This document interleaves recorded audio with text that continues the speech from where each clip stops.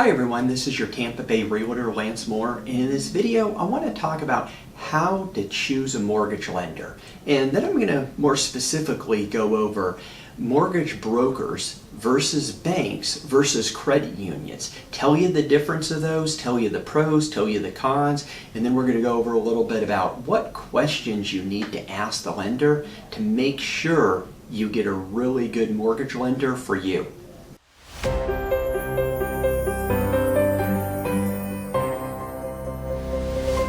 So let me start off talking about the different types of institutions where you could get home loans through. A lot of times when people think about buying a home, they think, hey, let me just give my local bank, Bank of America, Wells Fargo a call, or let me give my credit union a call, or what's the whole thing with mortgage brokers? What's a mortgage broker? How does that work?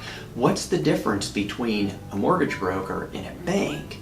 The difference between that and a credit union. So I'm going to go over all those. Let me first start off with credit unions. And I'm just going to give you how I see it because I've been in this industry for over 20 years. Prior to being in real estate as an agent, my prior life was a mortgage banker, and that's what I did for a number of years. So I'm going to give you things how I see them. So I'm not a big fan of credit unions, first off. I think credit unions are great. They do car loans, they do checking, savings, CDs, much like a bank.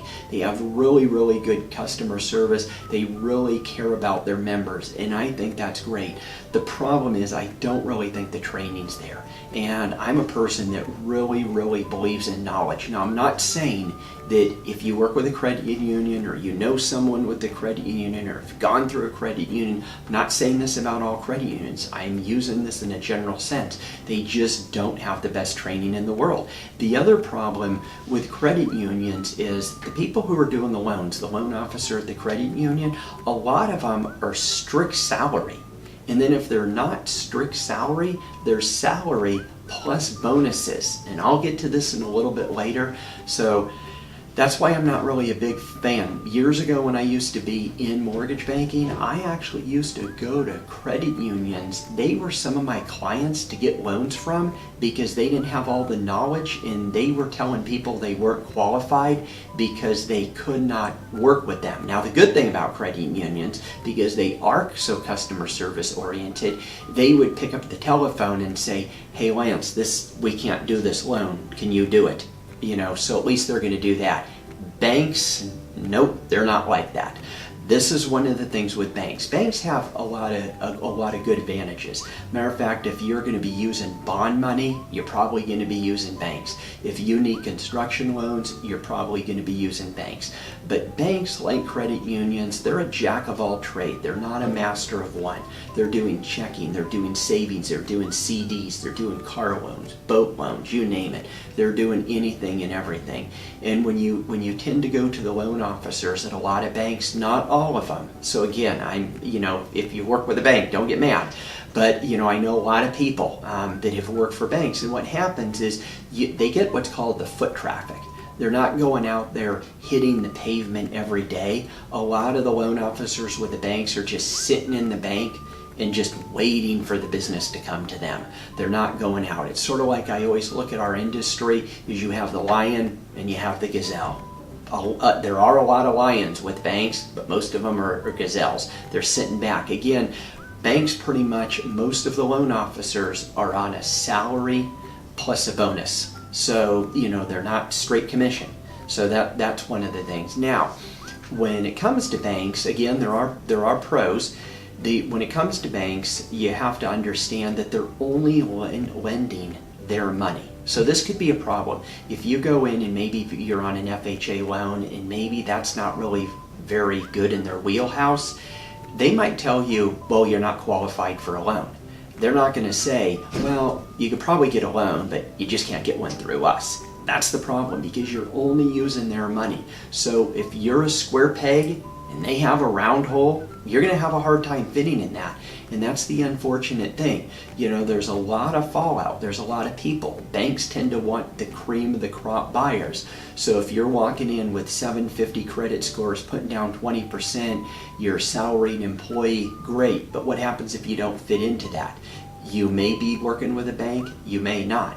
Now, the thing about banks is they're generally a little higher on the interest rates than, say, a mortgage broker, but they're a little bit lower on closing costs because everybody's in-house. And that's the nice thing about banks, is they're in-house. Now, I will say this, if you are going to use a bank, if you are going to use a credit union, if you are going to use a mortgage broker, get someone local. Don't go with Wells Fargo and go to some 800 number, or you walk into Bank of America and they say, oh, let me give you this 800 number, Des Moines, Iowa, and you're where I am in Tampa or somewhere else. You want someone local. Out of sight, out of mind. You want someone, if things aren't going your way, you could go in there and pound in their desk and say, what the heck's going on? So just keep that in mind. But, you know, they generally, everybody's in a localized area. You'll have your underwriter there, you'll have your processor there. They do have some programs that they have a little bit more flexibility on, because they could just decide not to sell that, but they might keep it. They might keep it in their portfolio. But generally speaking, the main thing I would probably rather choose, and I'll get into mortgage brokers in just a little bit, why I tend to like mortgage brokers better, because a bank, the loan officer is getting paid usually a salary plus a bonus. That's the opposite. So now let's talk about mortgage brokers.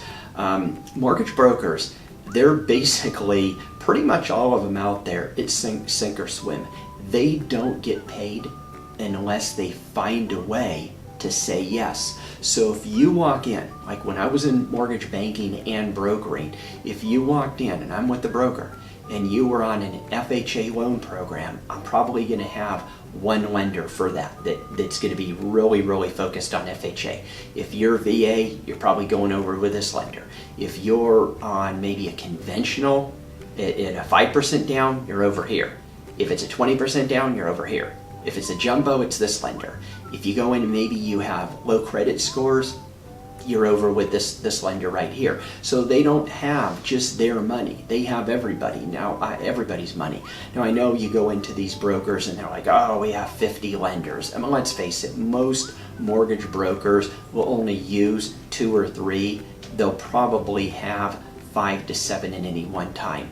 But they are very efficient because this is all they do. And they don't get paid unless they find a way to say yes. That's why I sort of break it up, is there's the lions and there's the gazelles. And I would rather have someone that is on a straight 100% commission, that if they don't find a way to say yes, they don't get paid.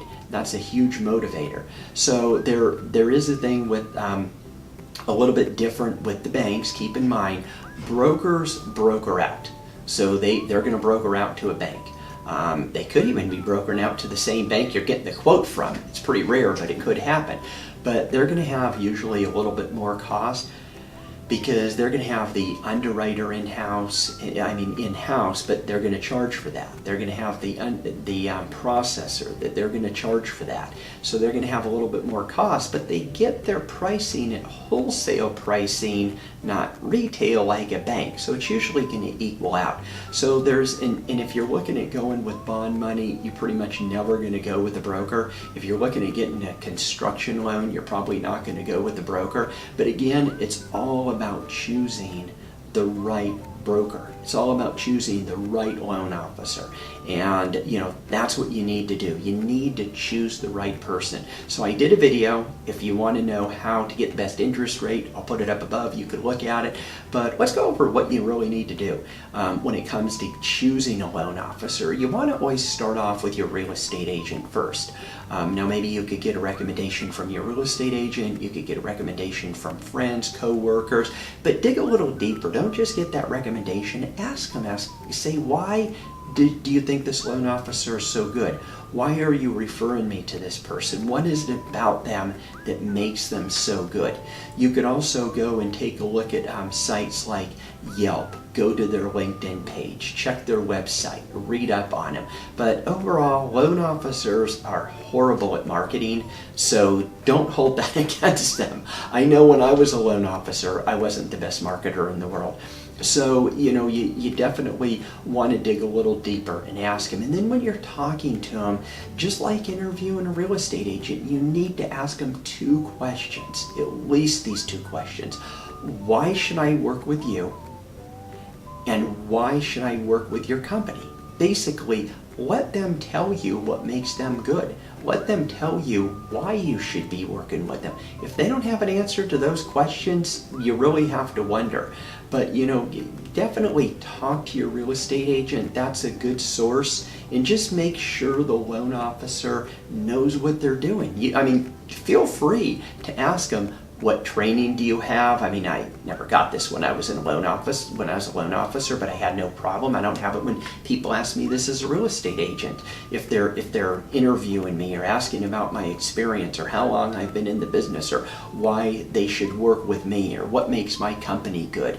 It's not as important as a realtor, but with a loan officer, it's everything. If you go onto the Better Business Bureau and they don't have a good rating, you really have to wonder, is that someone who you want to work with? So do these and you're going to be good to go, but definitely pick a loan officer. At the end of the day, get someone that you trust.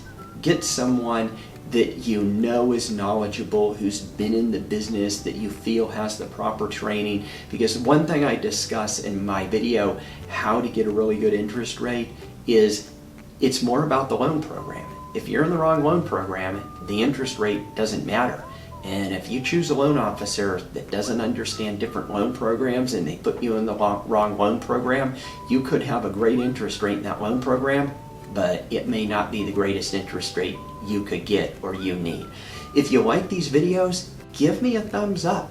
If you want to subscribe to my channel, hit the subscribe button, hit the bell button, and you'll get notified of my new videos. I wish you all the best of luck. If you're looking for a realtor in Tampa Bay, I would love to help you.